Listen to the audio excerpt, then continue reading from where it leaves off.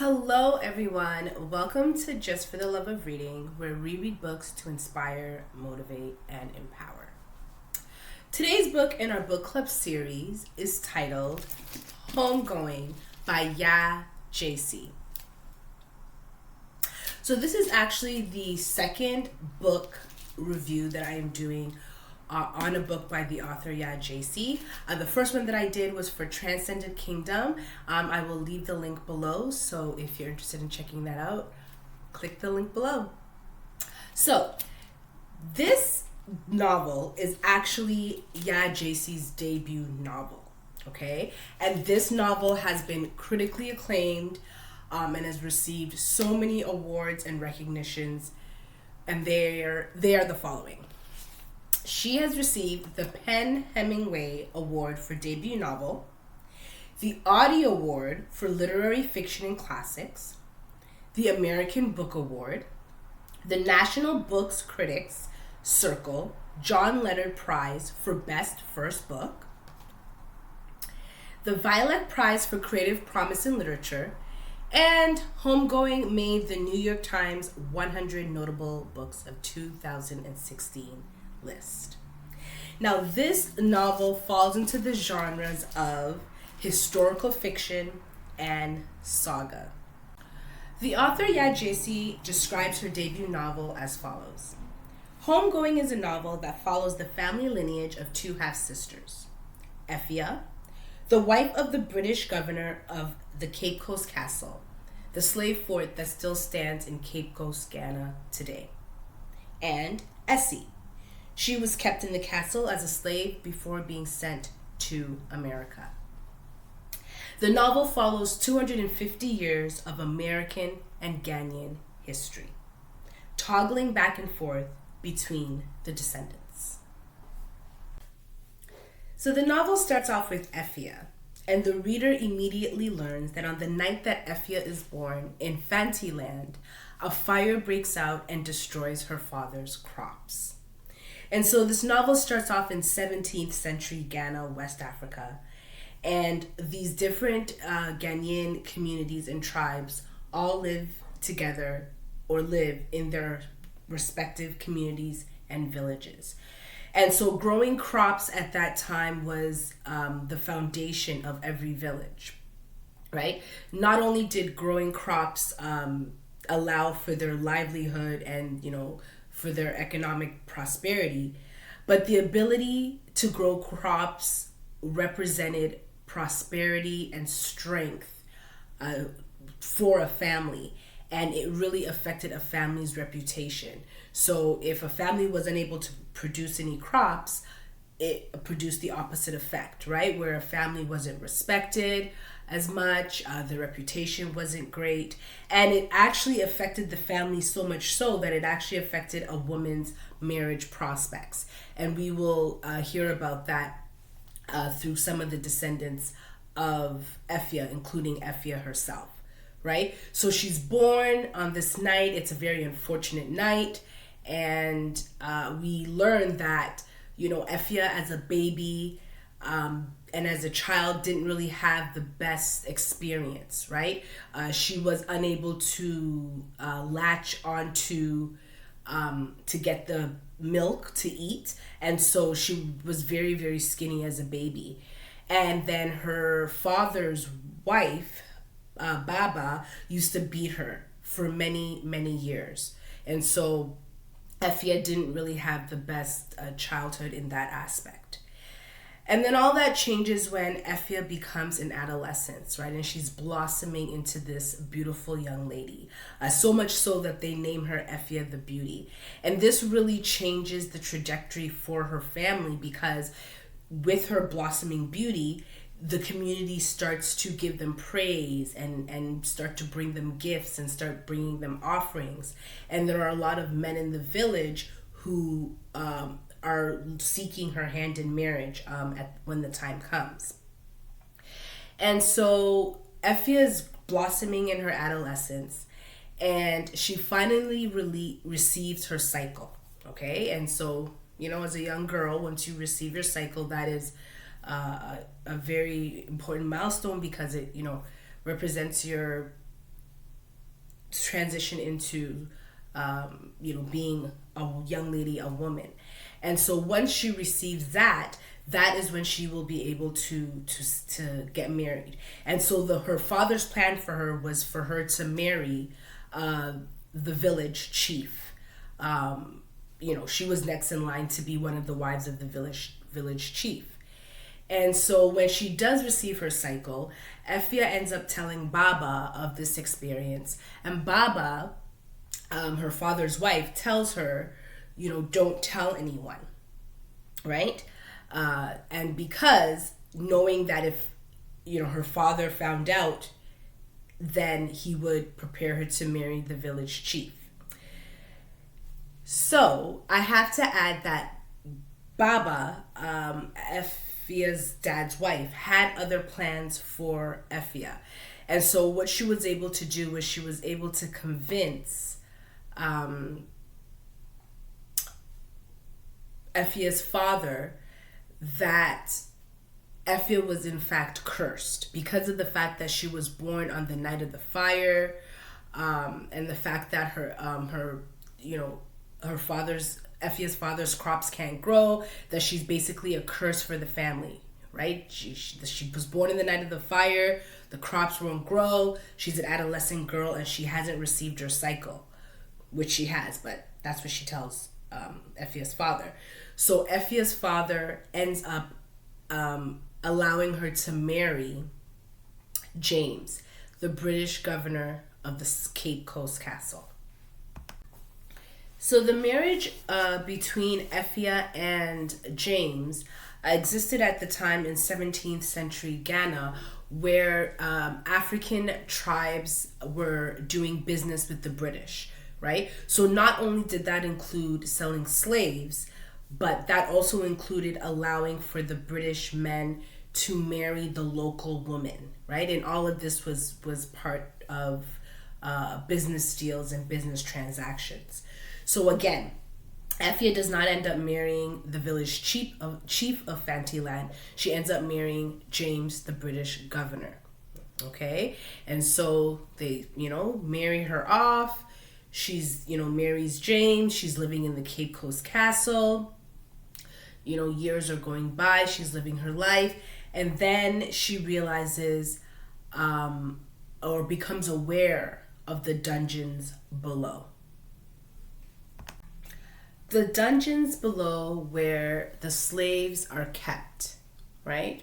So we have Effia living on the top in Cape Coast Castle with her husband. And then you have her sister Essie on the bottom. So I'll get to that in a bit.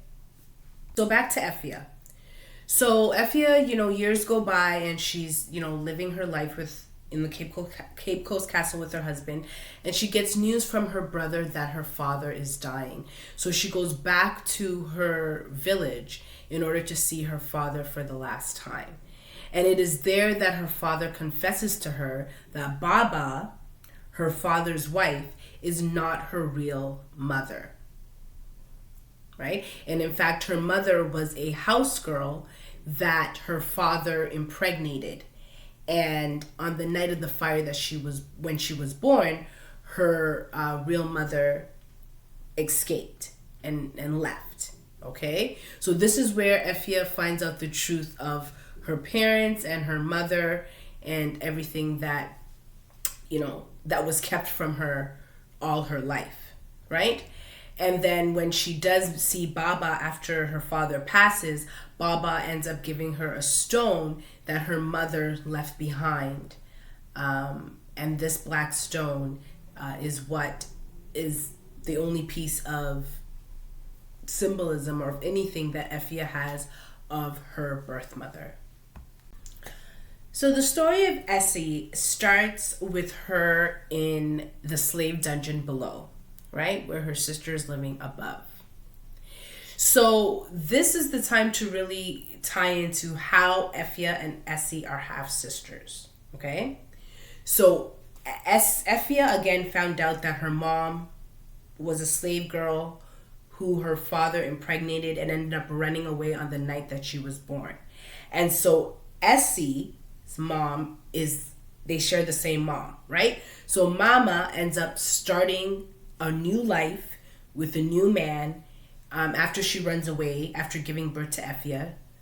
She starts a new life, and then Essie is born.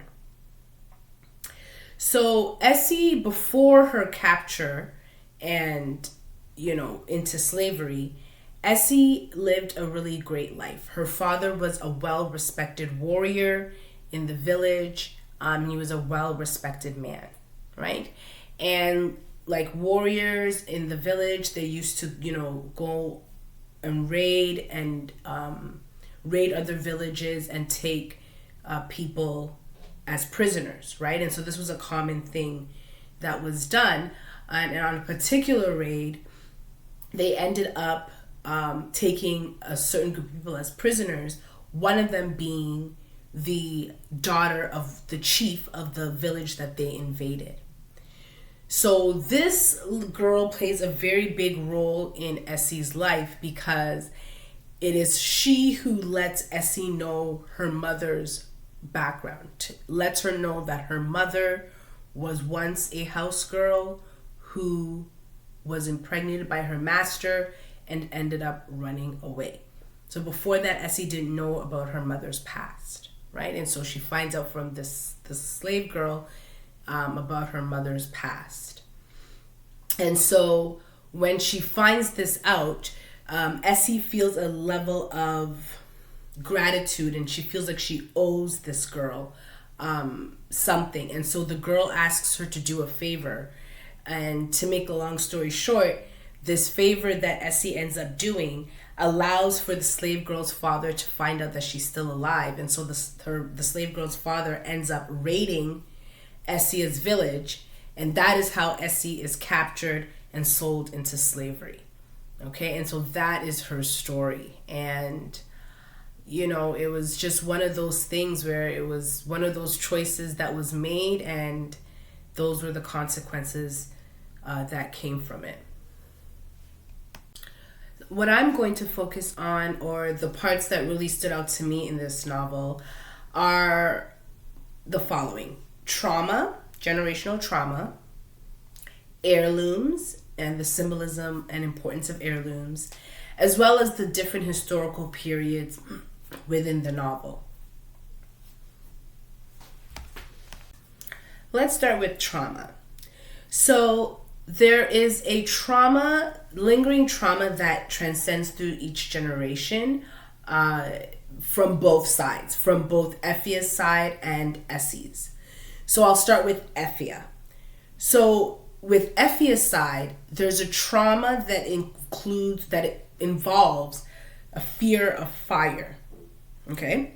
So we see this as it starts off with Effia because, as mentioned before, when she's born, a fire breaks out. And we learn in the story that it's actually Effia's mother that starts the fire, Mama, that starts the fire. So there's a fear of fire. And this fear actually goes down through the generations. And throughout the novel, we don't hear it with all the descendants of Effia, but it does stand out in a couple of them. The first one being Aqua. Aqua, the fourth generation descendant of Effia, it's fair to say that she was the one most affected by the fear of fire. And to add to that, when she was a child, she witnessed a Caucasian man being swallowed alive by fire in her village, right? So the villagers burned him alive. And so from then on, she would literally have visions of fire. And these visions would cause her to stare into space. They would cause her to scream. And, when her husband ends up going to war, into battle with the British, right, to defend their land, her visions end up getting worse, right? And so, she'll have nightmares. The villagers will hear her screaming. She'll stare off into space. And so it got so bad that the villagers put her in a separate hut by herself, away from her children, Mind you, her and her husband had 3 children, and so she was just isolated until her husband came home, and then she was able to go, back with her husband and her 3 children. Then moving forward, what ends up happening to Akua is that she ends up thinking that she's dreaming about fire, but in reality, she started a fire, which ends up her 2 children and burning half of the face of her son. So she had 3 daughters. She burned the 2. The 2 were burned in the fire, and then her son ends up surviving. However, half of his face is burnt. And so this is the result of Akua's experience. And so what ends up happening is that the villagers actually want to punish her by doing the same thing to her. However, it's her husband that's able to save her from her life being taken away, from her causing the fire and burning her, unaliving her 2 children. So that is the story of Akua, and really being affected by fire, so much so that it really unalives 2 of her children and causes for one of her sons to survive, to really deal with the consequences of having half of his face burned. And again, that's how the fear of fire and the effects of fire transcends to the next generation. So we have Akua, then we have Yaa, her son, who ends up having half of his face burnt, and he has to live with that through his whole life, right? And live with that scar, that physical, actual scar from his mother's actions. And then his daughter, Marjorie, actually ends up having a fear of fire as well. And so again, we see how the fear of fire transcends through the generations, starting with Effia, Akua, Yaa, and Marjorie. On Essie's side, the trauma that transcends throughout their family lineage is the fear of water. And so we know that Essie is captured, put in the Cape Coast slave dungeon and shipped off to America to become a slave, right? And we know through history that the slaves were shipped off in boats in the ocean to America. And so this, act and the way in which Essie was brought to America through water really transcends throughout her lineage. And we don't really hear about it until we are introduced to Marcus, who is the last descendant mentioned in the story and the last descendant of Essie. He has a fear of water and not really knowing why. And so in this story, there's a full circle moment, because the 2 descendants actually do end up meeting, not knowing, that they are related in any way. But Marjorie and Marcus are the last descendants of the sisters who are mentioned in the story. And Marjorie with her fear of fire, Marcus with his fear of water. And they end up going to Cape Coast Castle together. And that is where they fire and water meet, and where they're both able to, in some way, overcome their fear of fire and water. And so the way in which the novel really portrays this trauma through these symbolisms, the author allows for a full circle moment to happen where the fear is conquered, and almost as if a curse has been broken through those 2 characters, last 2 descendants mentioned in the story. And so this really just goes to show how trauma really transcends through generations, and it really affects each member of that lineage. Heirlooms. So we know in the story that Mame leaves her 2 daughters with an heirloom, which is a black stone pendant. Okay, and so Effia is able to keep that pendant and pass it down throughout her lineage. And the next time we hear of it in Effia's lineage is through, it trickles down to James. And when James gives it to his daughter, Abena, when she is about to go into the missionary school. And so we see that James is able to give it to Abena. Abena is able to, Akua is able to get it, right? And then Akua gives it to Yaa. Yaa gives it to Marjorie. And then Marjorie eventually gives it to Marcus at the end of the story.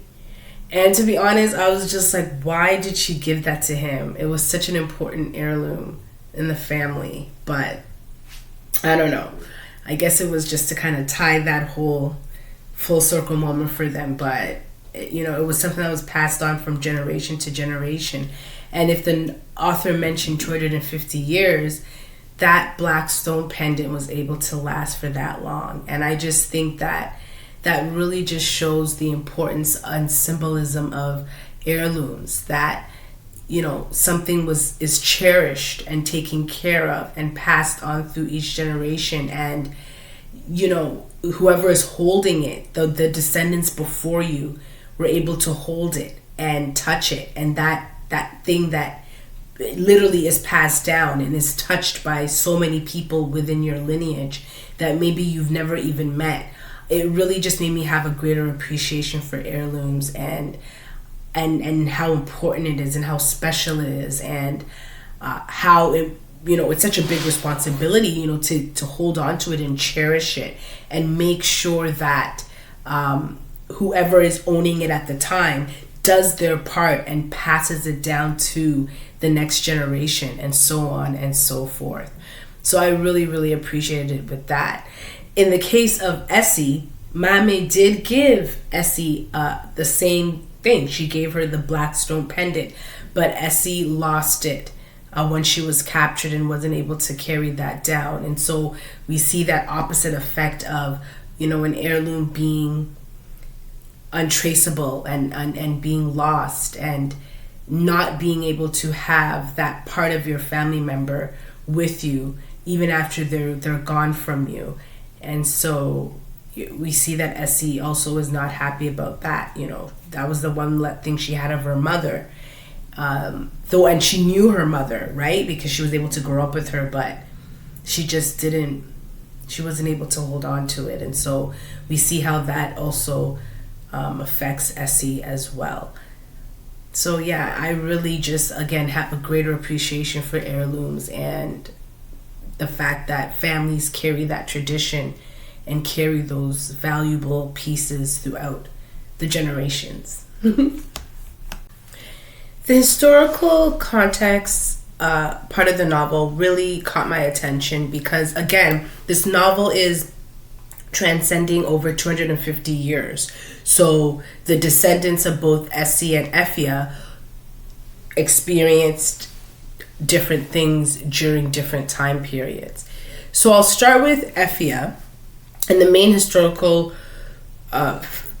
moments within her lineage. Firstly, starting off with the transatlantic slave trade. And so I had mentioned this with Effia at the beginning, where she marries James Collins, who is the British governor.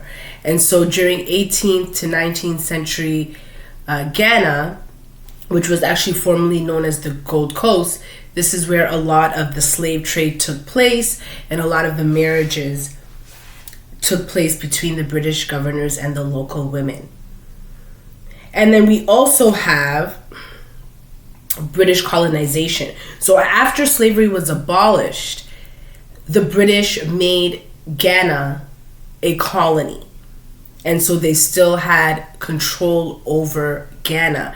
And this led to many wars. One of them being the Anglo-Ashanti War, which was mentioned in the story in the part with Akua, where, remember, I had mentioned her husband goes off into the war and her visions of fire get worse. But the war that he went to fight in was the Anglo-Ashanti War, where the people of the Ashanti state wanted to protect their land and wanted to fight for their land, and so they went to war against the British.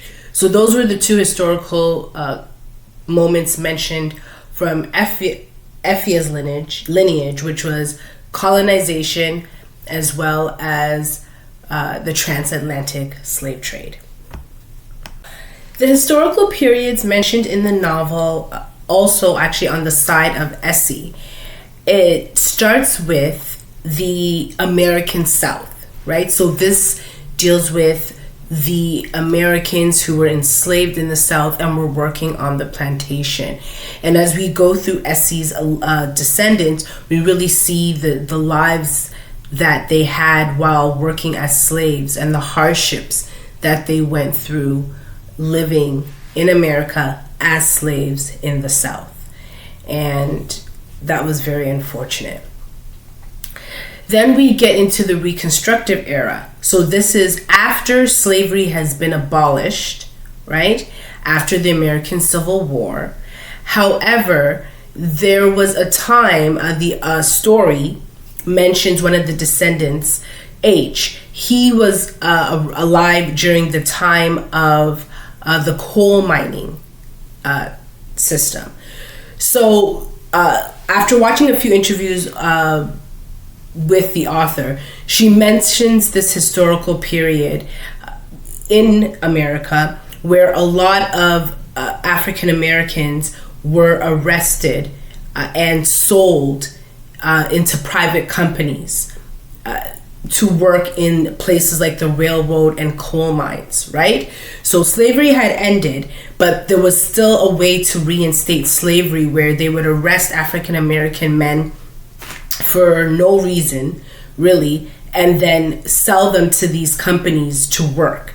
And so the character H in the novel actually is one of those individuals who was arrested and forced to work in the coal mining system. Okay, and so when he leaves the coal mining system, he's seen as a convict. But what he was able to do was a lot of the convicts from this system were able to formulate and form a coal mining system where they were ex-convicts, but they were able to go back and work for the same mining systems that they worked for as prisoners. But this time they would be workers, and so they were able to work for them. You know, the pay wasn't the best, but at least they were working as free men. And H, the character in the story, was able to form a union that really protected the rights of these ex-convicts. So that was also another part that was mentioned as well. And then there's also the Great Migration and the Harlem Renaissance. And so we see this with the descendants of Effia as well, where some of the characters wanted to move north, right? They didn't want to stay in the South. And I believe it's Willie, who was H's daughter, didn't want to stay in the South and stay in the coal mining town. She wanted another life for herself. So she ends up moving to New York in Harlem, and her life story is during that time where a lot of African Americans migrated north for a better life. And it was also during the Harlem Renaissance where there was like this cultural growth of like jazz and poetry and different art forms that grew in Harlem from African Americans. And so that was another time period as well. And then the story wraps up with modern day America, where we see through the last two descendants of Effia and Essie, they come together, and we see how the layers, or how African and African American history is intertwined at the end, and how they come together. And so I really like that part of it, because the novel itself scopes from 250 years. We really get to see the different historical time periods and how, one period before that affected the next one. So I thought that was pretty neat. So Homegoing by Yaa Gyasi. I really appreciated this novel. I really appreciated the style in which the author chose to write the novel with the different descendants transcending through hundreds of years, and just really seeing how they were all separate yet intertwined throughout the generations. I thought it was really well written. Each of the members of the descendants all had strong stories, and it was just a pleasure to read. It was a hard read, might I add. You know, there were times where it was just like some of the things that happened were just so unfortunate. You know, I had to put the book down and kind of take a breather for a bit, but I appreciate the novel for what it is. And so for those of you who have read it, I would like to know, what are your thoughts on this novel? What are your thoughts on Homegoing? Were there any characters or members of each lineage that stood out to you? Which historical time period did you not know about, or did you learn about? Which one are you really familiar with? What do you think of the way in which the author chose to write this powerful story? I'd love to hear your thoughts below. Thank you so much for tuning in. Don't forget to like, comment, and subscribe, and I'll see you in the next one.